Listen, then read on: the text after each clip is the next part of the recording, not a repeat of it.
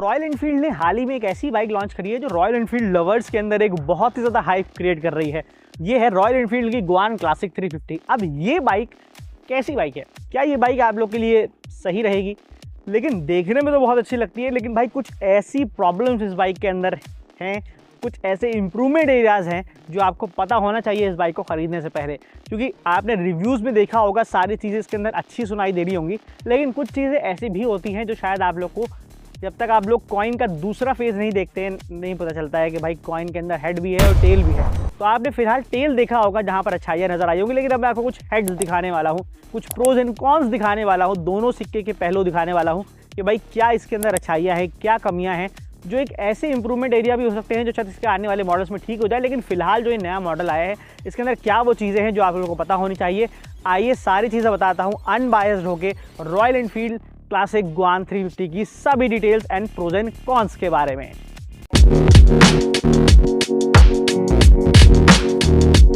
तो अब शुरुआत करूंगा कुछ अच्छाइयों से कि भाई बाइक देखने में अच्छी है, कमियां भी बताने वाला हूं, लेकिन पहले कुछ अच्छी चीज़ों से शुरुआत करते हैं ताकि आपका मूड अच्छा रहे। अब रॉयल एनफील्ड की क्लासिक ग्वान 350 के अंदर आप लोग को जो पहली अच्छी चीज़ मिलती है वो ये है कि इसके अंदर यूनिक लुक्स मिलते हैं। उसकी क्या वजह है, क्लासिक से कैसे अलग है? देखिए पहली चीज़ के अंदर एप हैंडल बार्स जो दिए जा रहे हैं, जो कि इतने उठे हुए हैंडल्स आपको मिल रहे हैं, या आप लोग को लुक्स भी डिफरेंट दे देते हैं या आप लोग को कंफर्ट भी ज़्यादा दे देते हैं। दूसरी चीज़ इसके अंदर ये है कि यहाँ पर जो टायर्स हैं ये आपको ब्लैक एंड वाइट टायर्स मिलते हैं। यहाँ पर आप लोग को वाइट इस तरीके से वॉल्स मिल जाती हैं, ब्लैक टायर मिल जाता है जिस तरीके से नॉर्मल बाइक मिलता है। नॉर्मल राइवल्स के अंदर देखेंगे तो वहाँ पर आप लोग को जो है सिर्फ पेंट ही मिलता है, मतलब वाइट टायर नहीं मिलता है। वहाँ पर क्या होता है, पेंट जो है वो फेड हो जाता है। यहाँ पे क्या है, ये बना रहेगा आपके साथ, टायर जितना चलता रहेगा उतना ये वाइट जो है वॉल्स इसकी चलती रहेंगी। तो यूनिक इसकी स्टाइलिंग है। इसके अंदर आप लोग को 4 कलर ऑप्शंस मिल जाती है और चारों एक से बढ़कर एक कलर इसके अंदर मिलते हैं। ये पर्पल खड़ा मेरे सामने खड़ा है, इसके अंदर 3 कलर और आते हैं जो काफ़ी यूनिक लुक दे देते हैं। तो हैंडल बार बहुत अलग है। सीट इसके अंदर सिंगल पीस ही मिलती है, मतलब यहाँ पर आप लोग को सिंगल पीस सीट मिलती है जो राइडर को बहुत अच्छा कंफर्ट देती है। लेकिन ये एक्सटेंशन एक्सेसरीज वाली सीट लगी हुई है जो पिलियन को एक अलग से जो है वो एक सीट दे देती है। बट ओवरऑल देखा जाए तो आपने देखा होगा कि रॉयल एनफील्ड के अंदर अभी कोई एप हैंडल बार वाली बाइक नहीं आती है। तो ये यूनिक बाइक भी है और एक यूनिक मॉडिफिकेशन भी है रॉयल एनफील्ड की क्लासिक 350 के अंदर। तो पहली खासियत ये है कि भाई ये बहुत यूनिक और बहुत ही यूनिक स्टाइल वाली मोटरसाइकिल है। अब दूसरी खासियत इस बाइक के अंदर ये है कि रॉयल एनफील्ड से लोगों को शिकायत ही रहती है कि रॉयल एनफील्ड बाइक तो बहुत अच्छी बनाती है, लेकिन सीट हाइट उनके लिए बनाती है जो लोग हाइट में लंबे हैं। अब ये बाइक ऐसी है जो आप लोग अगर हाइट में कम भी हैं थोड़ा सा तो आप लोग को कोई प्रॉब्लम नहीं होने वाली है। स्पेशली शॉर्ट राइडर्स के लिए ये बाइक बहुत अच्छी है। मैं बैठ के दिखाता हूँ, मेरी हाइट 5'7", 5'8" के आसपास समझ लीजिए, 5'8" रख लीजिए। तो 5'8" वाला हाइट के अंदर तो इसके अंदर बहुत ईजिली बैठ जाएगा, नी बैंड हो रही है। लेकिन अगर आप लोग 5'6" हैं, 5'5" भी हैं तो आप लोग इजीली बैठ सकते हैं, क्योंकि इस बाइक की जो सीट हाइट है ये 850 mm की है। नॉर्मल क्लासिक वगैरह में 805 mm तक की सीट हाइट चली जाती है, 800 mm तक की सीट चली जाती हैं। तो यहाँ पर आप लोग को सीट हाइट बहुत कम मिल रही है, रिलैक्स पोजीशन मिल रही है। तो आप लोग को बाइक को चलाने में, क्रूज़ करने में, एजिलिटी में, सिटी के अंदर बाइक को मूव करने में, ट्रैफिक में कोई दिक्कत नहीं होने वाली है। बार बार पैर भी रख लेंगे नीचे तो यहाँ पे कोई दिक्कत नहीं होने वाली, क्योंकि भाई हाइट सीट की बहुत सही रखी गई है। इस बार रॉयल एनफील्ड ने शॉर्ट राइडर्स की जो शिकायतें थी उनको दूर कर दिया है एक छोटी हाइट देकर बाइक के अंदर, और एक बॉबर स्टाइल मोटरसाइकिल है तो ये चीज़ होना इसके अंदर मैंडेटरी है। और फिलहाल इसके अंदर सिंगल पीस सीट आती है, लेकिन यहाँ पर ये एक्सेसरीज की तरह एक्सटेंशन लगा हुआ है। और अब मैं बात करता हूँ उस चीज़ के बारे में जो रॉयल एनफील्ड के बाइक्स के अंदर तो आप लोग को ऑलमोस्ट सेम ही नज़र आती है। जैसे मैं इंजन की बात कर रहा हूँ कि इसके अंदर जो इंजन दिया गया है 349 सीसी का, वही जे सीरीज़ वाला इंजन है जो क्लासिक के अंदर मिलता है। लेकिन बाइक के अंदर ऐसे राइडिंग डायनेमिक्स के बाद भी आप लोग को ऐसा नहीं लगने वाला है कि ये बाइक बहुत ज़्यादा हैवी है। इस बाइक का वेट तो 197 kgs का है, लेकिन फिर भी इस बाइक के अंदर जो पिकअप मिलता है, लो एंड टॉर्क मिल जाता है। मतलब अगर आप लोग पहले दूसरे गियर पर भी सिटी में बाइक को क्रॉल कर रहे हैं तो भी कोई दिक्कत नहीं, मतलब आप लोग एक हाथ से भी अगर बाइक को चला रहे हैं तो बाइक बंद नहीं होती है जल्दी। तो लो एंड टॉर्क बाइक के अंदर बहुत अच्छा मिल जाता है। बाइक के अंदर स्मूथ पिकअप और पावर मिल जाती है। रॉयल एनफील्ड बहुत इंप्रूव हो चुकी है। अभी जब मैं आ रहा था बाइक को चलाते हुए तो मुझे ये लग रहा था कि यार पहले जो बाइक्स के अंदर वाइब्रेशंस होती थी वो बाइक के अंदर बिल्कुल भी नहीं है। मतलब मुझे लग नहीं रहा था कि मैं रॉयल एनफील्ड चला रहा हूँ। एक तो आवाज़ भी बिल्कुल डिफरेंट है और ऊपर से जो पावर डिलीवरी है वो बहुत ज़्यादा स्मूथ आती है, रिलैक्स है बिल्कुल। तो लो एंड टॉर्क बहुत अच्छा है, स्मूथ पावर डिलीवरी है। तो ये चीज़ें इस बाइक को बहुत बेटर और एडवांस बना देते हैं कि रॉयल एनफील्ड के लुक्स भी आपको मिल जाते हैं और इसके अंदर स्मूथ पावर डिलीवरी भी मिल जाती है। तो अगर आप एक ऐसी बाइक ढूंढ रहे हैं जहां पर आप लोगों को क्लासिक लुक्स भी मिल जाएं और मॉडर्न फीचर भी मिल जाएं, तो ग्वान क्लासिक आपके लिए एक बहुत अच्छा ऑप्शन रहने वाली है। क्योंकि ग्वान क्लासिक के अंदर आप लोगों को जो लुक्स मिलते हैं ये आप लोगों को प्रॉपर एक क्लासिक मोटरसाइकिल वाले मिलते हैं और एक बॉबर स्टाइल वाले हैंडल बार्स, और इसके अंदर यहाँ पर एप हैंडल बार्स और बॉबर स्टाइल की सीट मिल जाती है। अब इस बाइक के अंदर फीचर वाइज अगर बात करता हूँ तो इस बाइक में LED हेडलाइट्स दी गई हैं, LED इंडिकेटर्स दिए गए हैं और आप लोगों को लग रहा होगा कि इसके अंदर जो स्पोक्स व्हील्स दिए गए हैं ये नॉर्मल स्पोक्स व्हील्स हैं जो हर बाइक में मिल जाते हैं। ऐसा बिल्कुल भी नहीं है, ये क्रॉस स्पोक्स व्हील्स हैं जो बिल्कुल डिफरेंट होते हैं। और इसके अंदर खासियत ये है कि ये ट्यूबलेस है। स्पोक्स व्हील्स जो होते हैं वो जनरली आप लोग को जो है ट्यूब वाले ही टायर मिलते हैं। टायर के अंदर ट्यूब पड़ी होती है जो कि पंचर बनाने में बहुत हालत ख़राब हो जाती है, लेकिन जो ट्यूबलेस टायर्स होते हैं वो ऊपर से ही रिपेयर हो जाते हैं। तो वहाँ पर आप लोग को जो है ट्यूबलेस में काफ़ी फ़ायदा मिल जाता है। तो ये भी बहुत अच्छा फीचर है कि क्लासिक मोटरसाइकिल है लेकिन आप लोग को मॉडर्न फीचर्स दे रही है, ट्यूबलेस टायर दे रही है, LED हेडलाइट्स दे रही है। साथ ही यहाँ पर आप लोग जब इंस्ट्रूमेंट क्लस्टर की तरफ आएंगे तो आपको नजर आएगा कि भाई इसके अंदर जो इंस्ट्रूमेंट क्लस्टर मिल रहा है ये तो आप लोगों को एनालॉग वाला ही मिल रहा है, सुई वाला ही मिल रहा है नॉर्मल, लेकिन जो ट्रिपर नेविगेशन इसके अंदर मिल रहा है वो आप लोग को डिजिटल मिल जाता है। अब ट्रिपर नेविगेशन क्या होता है, जिसके अंदर गूगल से एसोसिएट करके रॉयल एनफील्ड ने जो है वो मैप्स को बनाया है। ट्रिपर नेविगेशन पूरा गूगल का मैप्स इसके अंदर आता है, पूरा नेविगेशन आता है, कितने मीटर बाद आपको राइट जाना है, लेफ्ट जाना है, वो सारी चीज़ें ट्रिपर नेविगेशन के अंदर आ जाती है जो आप लोग अपनी स्क्रीन पर देख पा रहे होंगे। बाकी जो इंस्ट्रूमेंट क्लस्टर है वो इसके अंदर एनालॉग मिल रहा है और सेमी डिजिटल कह लीजिए, क्योंकि नीचे वहाँ पर डिजिटल भी है और ऊपर जो है सुई भी बनी हुई है, एनालॉग भी है। तो ये कमाल का कॉम्बिनेशन है मॉडर्न और क्लासिक का।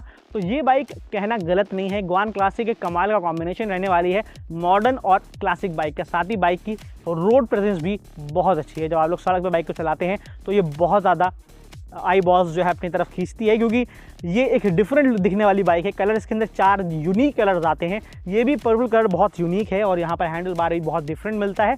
तो जितनों जहाँ से भी मैं निकला हूँ उस बाइक को लेके, इस राइड पे रॉयल एनफील्ड की वन राइड 2025 में जहाँ भी मैं इस बाइक को लेके निकला हूँ, लोग इस बाइक की वीडियो बना रहे थे, फोटो खींच रहे थे, अलग से ये बाइक दिख रही थी क्योंकि अट्रैक्टिव बहुत ज़्यादा है। तो अगर एक अट्रैक्टिव और ऐसी बाइक लेना चाहते हैं, अगर आप लोग कॉलेज स्टूडेंट है, ऐसी बाइक लेना चाहते हैं जिसको देख कर लोग आपसे पूछने आए, अटेंशन आपको दे, तो फिर आप लोग ये बाइक को अपने लिए ले सकते हैं। तो अब मैं बात करता हूँ कुछ कमियों की या इंप्रूवमेंट एरियाज़ की, जो बाइक के अंदर मुझे एज अ राइडर बैठते ही पता चल गई थी कि भाई इसके अंदर वो चीज़ें ऐसी हैं तो शायद और बेटर की जा सकती थी। सबसे पहले बात करता हूँ इसके रियर सस्पेंशन की। जैसे ही आप इस बाइक पे बैठेंगे तो आपको यहाँ पर जो बाइक के अंदर कुशनिंग मिलती है ये तो अच्छी खासी सॉफ्ट है राइडर के लिए, लेकिन जब आप लोग पीछे इसको पॉट होल्स वगैरह में चलाएंगे, गड्ढों से इस बाइक को लेके निकलेंगे, तो कहीं ना कहीं आपको ये लगेगा कि इस बाइक के अंदर जो रियर सस्पेंशन हैं वो थोड़े से स्टिफ हैं। वहाँ पर आप लोग थोड़ी सी स्टिफनेस मालूम चलती है कि इस बाइक के अंदर आप लोग को जो सस्पेंशन मिल रहे हैं ये थोड़े से आप लोग को तकलीफ दे सकते हैं, ये कह लीजिए, या फिर आप लोग को ऐसे लगेगा कि यार ये थोड़ा सा और बेटर हो सकता था। मतलब वो जो स्मूथनेस आती है ना बम्प्स में, वो नहीं पता चलती है, लेकिन यहाँ पर आप लोग को जो है फिलहाल थोड़ा सा लगता है कि यार थोड़ा सा हार्ड है, थोड़ा सा और बेटर किया जा सकता था। तो सस्पेंशन एक ऐसी चीज़ है जो इसके अंदर और इम्प्रूव की जा सकती है। और अब मैं अगर बात करता हूँ इस बाइक की दूसरी चीज़ की, जो मैं जैसे ही इस बाइक को लेकर आया था मुझे लग रहा था कि भाई इस बाइक के अंदर ये चीज़ थोड़ी सी प्रॉब्लमेटिक लग रही है, वो ये था कि भाई इस बाइक के अंदर जो हैंडल बार मिलता है, एफ हैंडल बार, ये देखने में काफ़ी अच्छा लगता है, कंफर्टेबल भी है, लेकिन जब आप इस बाइक को सिटी में लेके निकलेंगे और स्पेशली ट्रैफिक में लेके निकलेंगे तो आपको ये नज़र आएगा कि भाई ये बाइक इतना भी ज़्यादा एजाइल नहीं है, क्योंकि बाइक के अंदर वेट 197 केजीज़ का मिल रहा है। तो जब बाइक के अंदर वेट इतना ज़्यादा मिलता है और हैंडल बार इतने ऊपर होते हैं तो आप लोग को इतना थोड़ा सा एजिलिटी बाइक के अंदर नहीं मिलती। मनूवर जो आप लोग बाइक को करते हैं ट्रैफिक में इस तरीके से निकालते हैं तो आपको लगेगा थोड़ा सा बाइक हैवी है, तो आप लोग को नॉर्मल तरीके से ही चलाना पड़ता है, थोड़ा सा हैंडल में वो वेट फील होता है। तो ये चीज़ मुझे लगती है कि इस बाइक के अंदर अगर आप लोग इसलिए पर्पज़ से ले रहे हैं कि सिटी में मैं रोज़ चलाऊंगा इसको और ट्रैफिक में बिल्कुल ऐसे आसानी से निकाल लूँगा, तो ये थोड़ा सा आप लोग गलत सोच रहे हैं। लेकिन वहाँ पे आप लोगों को थोड़ी सी प्रॉब्लम हो सकती है, लेकिन ऐसा नहीं है कि ये सारी चीज़ें आप इससे कर नहीं सकते हैं, कर सकते हैं, लेकिन आप लोगों के लिए थोड़ी सी प्रॉब्लमेटिक फील हो सकती हैं। तो अगर अब अगली चीज़ के बारे में बात करता हूँ तो ये चीज़ मैंने खुद फील करी है, तो इसके लिए मैं पर्सनली वाउच कर सकता हूँ। और ये चीज़ है कि भाई इस बाइक के अंदर जो कंफर्ट मिलता है पिलियन के लिए वो कंफर्टेबल नहीं है बल्कि पेनफुल है। अब ये बाइक जो है सिंगल सीटर के लिए ही बनाई गई है, बॉबर है, तो आप लोग ये एक्सपेक्ट करिएगा कि ज़्यादा कंफर्ट तो आपको राइडर में ही मिलेगा, लेकिन जब पिलियन बैठता है तो कुछ इस तरीके से बैठता है। अगर पिलियन हैवी है तो पिलियन यहाँ तक बैठेगा, और आप कहाँ पर बैठेंगे आप लोग क्लियरली देख पा रहे होंगे कि मैं किस जगह पे बैठा हूँ। आधा मैं सीट से बाहर निकला हुआ हूँ और ये इस तरीके से मुझे बैठना पड़ता है, तो थोड़ा सा अनकंफर्टेबल रहता है। अगर आप लोग लॉन्ग राइड्स पे चला रहे हैं तो या तो आप इसमें बैकरेस्ट लगाने का सोचिए, तो वहाँ पर अगर आप लोग बैकरेस्ट वगैरह का कुछ जुगाड़ कर लेते हैं तो वो चीज़ से आप लोगों को थोड़ा सा बेटर कंफर्ट मिल सकता है। लेकिन ज़्यादा कंफर्टेबल ये बाइक बॉबर स्टाइल है, तो सिंगल पीस सीटर के लिए ही ज़्यादा बेटर रहने वाली है।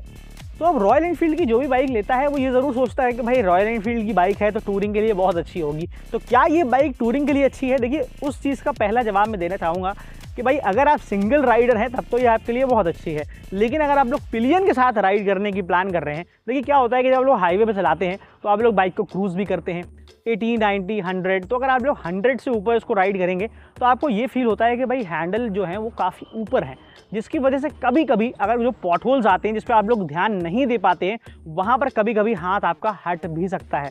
तो उसकी वजह से थोड़ा सा कंफर्ट में आप लोग को ये इशू हो सकता है कि बहुत ज़्यादा हाई स्पीड पे आप लोग उससे क्रूज़ इजीली नहीं कर पाएंगे, क्योंकि आप हैंडल पर नहीं बैठे हुए हैं, हैंडल पर आपने वो कंफर्ट नहीं बना रखा है, आप रिलैक्स बैठे हुए हैं, सीट हाइट नीचे है और आपके हाथ छूट सकते हैं, तो ये प्रॉब्लम आपको फील हो सकती है। दूसरी चीज़ ये है कि राइडर के साथ यहाँ पर पिलियन के लिए थोड़ा सा लैक ऑफ कंफर्ट मिलेगा।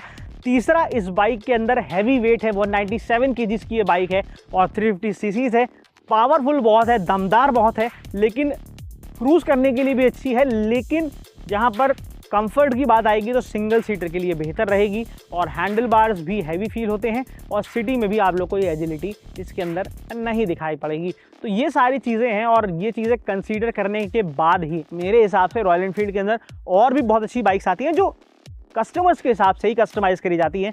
जैसे ये बाइक एक मॉडिफाइड वर्जन है क्लासिक 350 का, जहाँ पर आप लोगों को काफ़ी चीज़ें इंप्रूव नज़र आ जाती हैं, बेहतर नज़र आ जाती हैं, और इस बाइक के अंदर आप लोग को डिफरेंट नज़र आ जाती है। लेकिन अगर आप लोग राइडर बाइक चाहते हैं जहाँ पर आप लोग एडवेंचर टूरर्स के लिए जा सकते हैं, क्रूजर्स बाइक के लिए जा सकते हैं, मीटियोर 350 है, हिमालयन है एडवेंचर सीरीज़ के अंदर, तो ऐसी बाइक्स के लिए आप लोग जा सकते हैं जहाँ पर आप लोग को कंफर्ट भी मिल जाएगा, और उनका जो पर्पस होगा ग्राउंड क्लियरेंस वगैरह भी यहाँ पर 170 mm का मिल रहा है, तो वहाँ पर आप लोग को वो चीज़ ज़्यादा मिल जाएगी, तो वो चीज़ ज़्यादा स्पेसिफिक रहेगी और ज़्यादा बेहतर रहने वाली है। तो यहीं पे अगर मैं अपना ओपिनियन भी दे देता हूँ कि भाई क्या ये आपको बाइक लेनी चाहिए, देखिए बिल्कुल लेनी चाहिए, लेकिन अगर आप लोग का पर्पस है कि आप सिंगल सीटर चलाना चाहते हैं, आपको स्टाइल चाहिए, आप एक स्टाइलिश पर्सन हैं, आपको फ़र्क नहीं पड़ता पिलियन से, आपके घर में सब पतले हैं और मेरे कैमरामैन की तरह, तो फिर आप लोग जो है इजीली इस बाइक पर बैठ सकते हैं, कोई प्रॉब्लम नहीं है। लेकिन अगर आप लोग मेरी तरह बहुत ज़्यादा खाते हैं और हैवी हैं, तो फिर आप लोग शायद इस बाइक पे बैठने में थोड़ा सा अनकंफर्टेबल हो सकते हैं अगर आप लोग ऐसे पिलियन बैठ रहे हैं। लेकिन राइडर के लिए तो बहुत कंफर्टेबल बाइक है, हैंडल बहुत अच्छा फील होता है, चाहे वो हाईवेज पे तो बहुत बैलेंस मिल जाता है इसके अंदर। लेकिन हाँ, वो हैंडल वाली बात है कि अगर आप लोग बहुत रिलैक्स हो जाएंगे तो फिर आपको शायद नींद भी आ जाए, इतना रिलैक्स पॉस्चर इसके अंदर मिलता है। बाकी ओवरऑल आप लोग का पर्पस क्या है, बाइक का बजट क्या है, उस पर कंसीडर करिएगा। फिलहाल ये बाइक लॉन्च हुई थी 2,35,000 रुपये, 2,38,000 रुपये के आसपास, लेकिन आज जीएसटी की चेंजेस की वजह से थोड़ा सा बाइक के अंदर डिफरेंस आ चुका है, और बाइक का प्राइस जो है 2,17,000 रुपये से स्टार्ट हो रहा है और 2,20,000 रुपये तक अप्रॉक्सीमेटली चला जाता है। एक शोरूम प्राइस की मैं बात कर रहा हूँ। लेकिन आप लोग कौन सी सिटी से हैं, अपनी सिटी का नाम लिखिए। अगर आप लोग ऐसी ही वीडियोस देखना चाहते हैं किसी और बाइक के ऊपर, तो आप लोग कमेंट सेक्शन में लिखिए, उसके ऊपर वीडियो बहुत जल्द आ जाएगी। आज की इस वीडियो में यही था, मिलता हूँ नेक्स्ट वीडियो में। जाने से पहले इंस्टाग्राम पर मोटोनॉमिक्स 1 और चलो फराज को फॉलो करिएगा, और मिलते हैं आपसे नेक्स्ट वीडियो में। तब तक के लिए ड्राइव सेफ, राइड हार्ड।